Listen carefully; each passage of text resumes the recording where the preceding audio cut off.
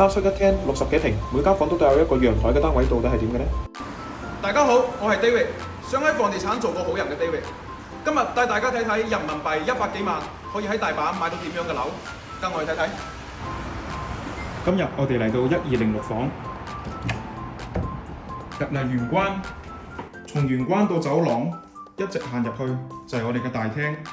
大廳空間好大，12樓嘅視野非常開闊，採光亦都非常好，白日基本唔使開燈。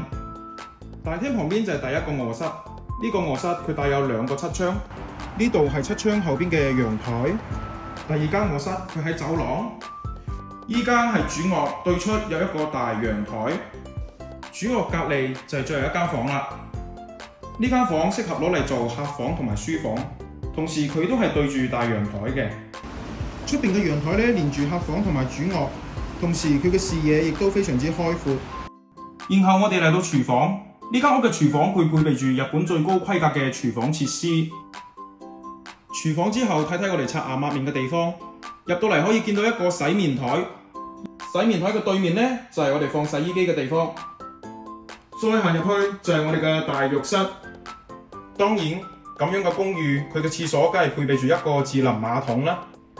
今日睇房就到呢度，有任何問題歡迎隨時諮詢。我係想喺房地產做個好人嘅 David。